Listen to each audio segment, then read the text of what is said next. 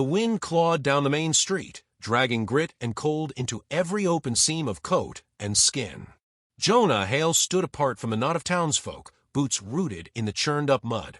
He hadn't planned to stop, hadn't planned to watch.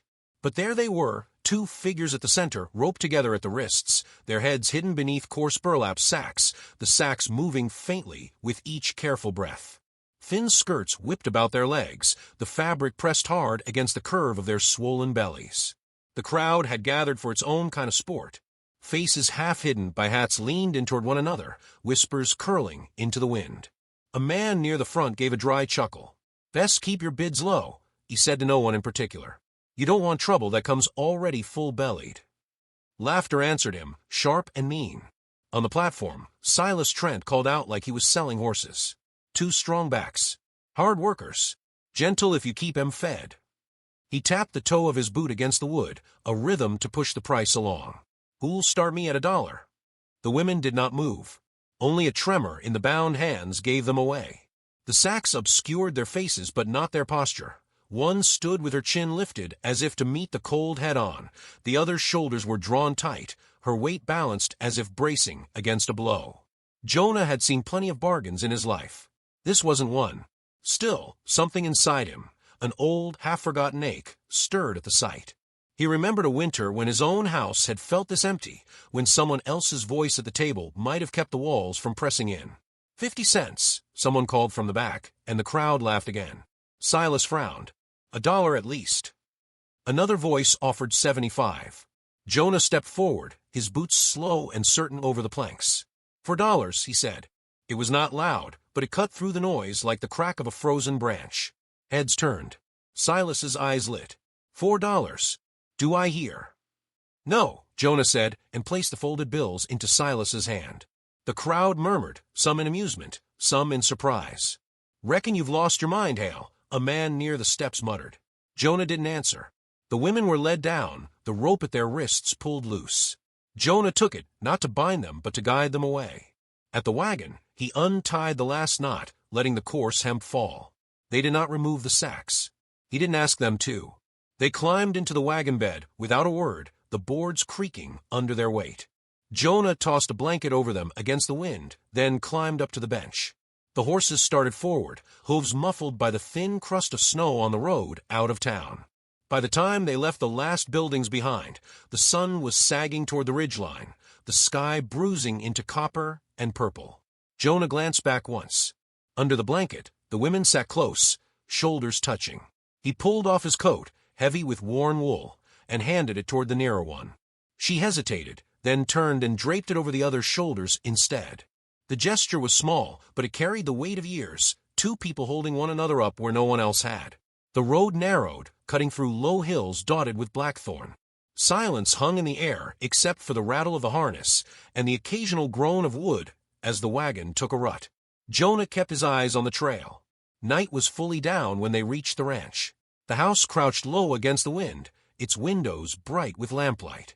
He helped them down from the wagon, their steps unsteady on the frozen ground. Inside, the air was warm from the stove. Jonah set bread on the table, a plate of salted venison, a pot of coffee that steamed in the lamplight. The women sat, still covered, their hands moving slowly as they ate. He didn't speak, neither did they. The only sounds were the clink of tin forks and the hiss of the fire. When the meal was done, Jonah showed them the spare room, 2 cots, thick quilts, the stove pipe, running through to keep it warm. He stacked extra wooden side and left them, closing the door softly. In his own room, he lay in the dark, listening. Through the wall came a low murmur, voices pitched just above a whisper, the syllables strange to him, but not unpleasant. There was a gentleness to it, as though each word had been chosen with care. He drifted toward sleep with that sound in his ears. The next morning broke gray, the yard dusted with snow. Jonah found them in the corral, unasked, breaking ice from the trough for the horses. Their movements were sure, practiced. When he thanked them, they only inclined their heads. By the third day, marks around their wrists caught his eye, thin bands of raw skin, still healing. He said nothing. In town, Martha Kellen stopped him by the feed store. "Quite the pair you've got up there," she said, her voice dripping. "Folk are saying all kinds of things." Her eyes glittered, waiting for him to feed the gossip. Jonah only tipped his hat and walked on. That night, a storm rolled in. The wind hammered at the shutters, sleet rattling on the roof. Jonah carried in extra firewood, setting it by the kitchen hearth. As he straightened, one of the women stepped forward. She was the taller of the two. With slow, deliberate hands, she reached up and loosened the knot at her neck. The sack slid away, falling in a soft heap to the floor. Her face was strong-boned, the eyes dark and steady, a mouth neither smiling nor afraid. Her hair, black as coal, hung in a single braid over one shoulder. She met his gaze without flinching. The other woman's hands tightened on her own sack, holding it close. She did not follow suit. Jonah gave a single nod, as if to say he understood.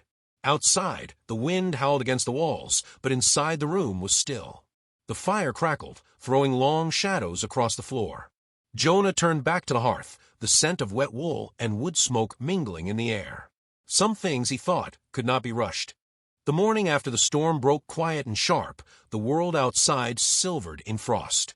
Jonah stepped into the kitchen to find the taller woman at the stove, her braids slipping forward over her shoulder as she poured coffee into tin cups. Her eyes met his briefly, no smile, but no shadow of fear either. She set one cup before him without a word. The other woman remained in the corner, sack still on, mending a tear in a quilt with small, precise stitches. He drank in silence, the warmth of the coffee settling into him. When he stepped outside to tend the barn, he passed beneath the open loft window. A murmur drifted down, the women's voices weaving together in a language he did not know, the cadence soft but urgent.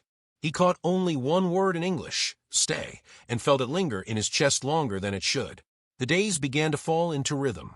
Jonah worked the fence lines while the taller woman, he had begun to think of her as the one who faced storms head-on, fed the hens, chopped vegetables, and moved about the house with a quiet assurance. The other, more withdrawn, mended clothes and swept floors, her steps light, her presence almost shadow-like. One afternoon, Jonah found the taller woman struggling with an axe beside the woodpile. Her belly made the swing awkward, her breath uneven. Without a word, he took the handle from her hands and split the logs clean, stacking them neatly. She stepped back, watching him with an expression he couldn't read.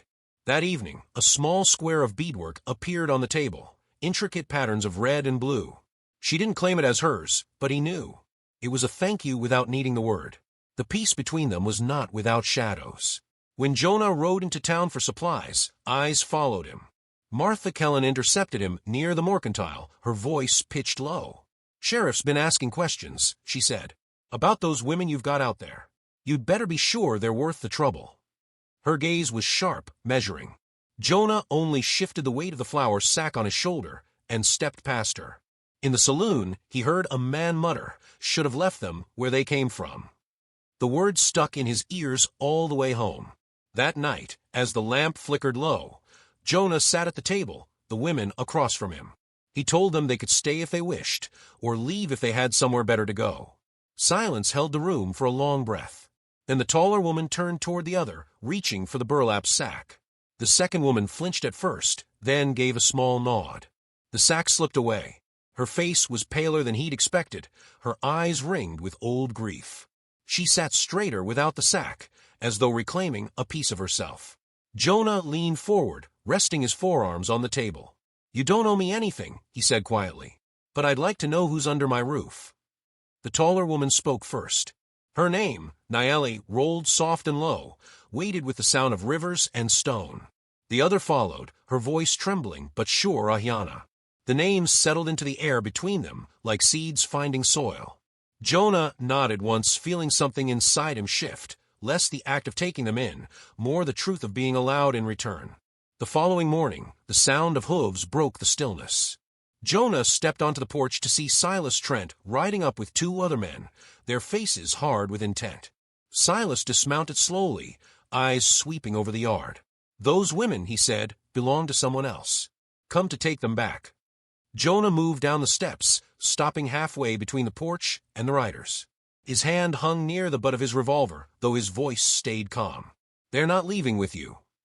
Naeli and Ahiana stood just inside the doorway, heads uncovered now, their shoulders squared. The wind tugged at their skirts, but they did not step back. Silas's mouth twisted. "You paid for them, sure, but they weren't yours to buy." His gaze lingered on the women in a way that made Jonah's jaw tighten. "You best turn around," Jonah said evenly, "before this turns into something you can't take back." For a long moment no one moved. Then Silas spat into the dirt, turned his horse, and rode off with his men, muttering low. The sound of hooves faded into the distance, leaving only the wind and the creak of the barn door in its frame. Inside, Jonah found the women still standing by the open doorway. Naeli's eyes were steady, Ahiana's softer but resolute. Something had changed, no longer guests under his care, but part of the place itself. Days later, winter began to ease its grip. The snow thinned on the hillsides, and the earth showed dark and damp beneath. Jonah came in from the pasture one afternoon to find the two of them by the corral, laughing quietly as a pair of young calves stumbled after their mothers. It was a sound he hadn't realized the house was missing until now. He leaned on the fence post, watching them without speaking. In that moment, the air between them was neither debt nor charity, it was choice. In the quiet of his mind, a thought formed, not for speaking aloud, but for holding close. Sometimes what you think you've bought was never yours. But if you're lucky, you're given something far better, a reason to keep the fire burning. The wind shifted, carrying the scent of thawing earth, and Jonah turned toward the house. Behind him, the women's laughter rose again, warm against the chill, and for the first time in years, the place felt alive.